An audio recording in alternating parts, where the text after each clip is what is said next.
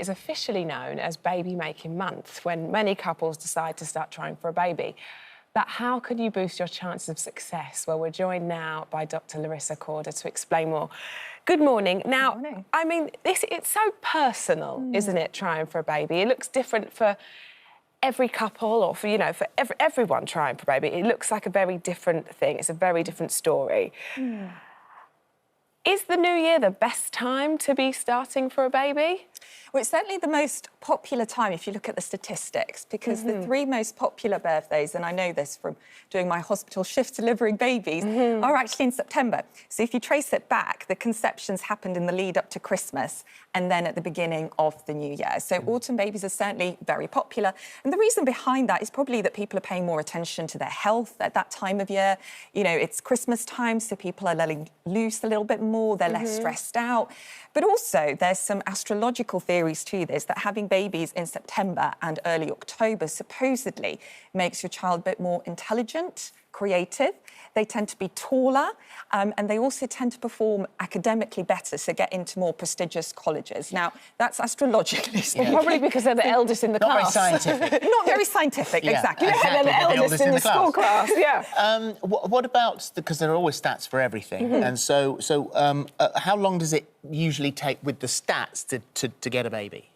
So it's different depending on how old you are. And as a general rule of thumb, like Rochelle said, it's very different, it's very personal depending on your individual circumstances. But if you're someone who hasn't had problems before and you're under the age of 35, then giving it a year is perfectly normal. And the majority of people will fall pregnant within 2 years. But if you notice that you're struggling after a year, it's definitely a good idea to go and see your GP and get some initial tests done. Doesn't mean you need anything doing, but just to get the basics done. And if you're over the age of 35, or you have a condition like polycystic ovaries, endometriosis that might make it harder, then that interval should be about 6 months before you start to go and get the ball rolling with the GP. And as women, when are we most fertile? OK, so this is a bit of a difficult question to answer because, again, there's no real studies behind that in terms of time of year. But generally speaking, the best thing to do is not to get bogged down with a particular time of year, because that just generates excess stress that, quite frankly, is counterproductive to you getting pregnant in the first place. So what you want to do is optimise your chances and give it at least a good 3 months to just get your diet and your food sorted, start exercising more, cut out all the toxins like smoking and alcohol, but also things that you're using in your normal life, paying more attention to making sure you're using more natural products. And also sorting out your mental state of mind, which is so important, especially given the last 2 years we've had with the pandemic. People feel, dreadful, especially women who've been pregnant in this pandemic. The trauma that they've gone through in terms of that separation, division, mixed messages, not having partners by their bedside.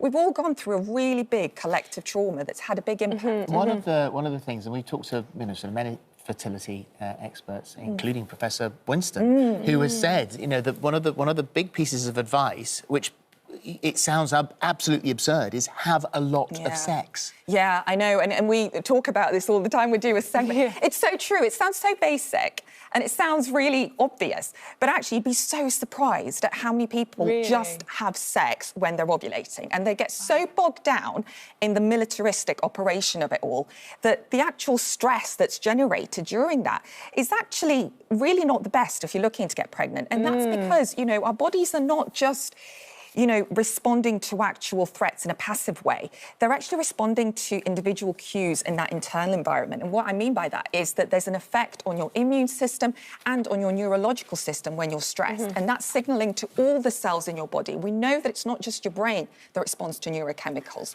It's every single part of the body. So, Larisa, what would you say some of your top tips are if you're trying to conceive? Yeah, so top tips would be, as we've mentioned briefly, cleaning up your diet, making sure that you're eating fresh produce that's in season, reducing the amount of sugar that you've got, increasing the amount of fibre, just eating more in a plant-based way. And there's loads of science behind that now. Exercising more, so not overdoing it, and making sure that you're doing the sort of exercise that's appropriate for your metabolism and body type. But generally speaking, it improves the blood flow to all of your reproductive organs. It's good for you, and it boosts your hormones as well.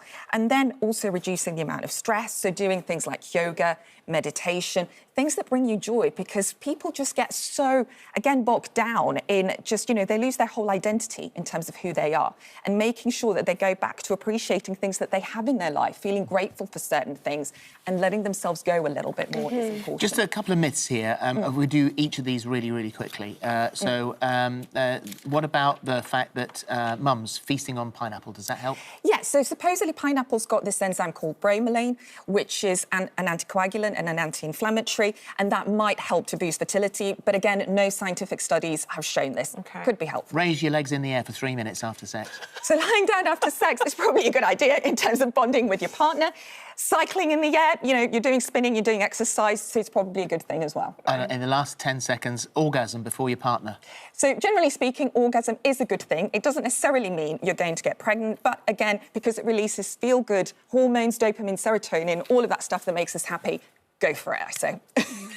There you are. Well, there you go.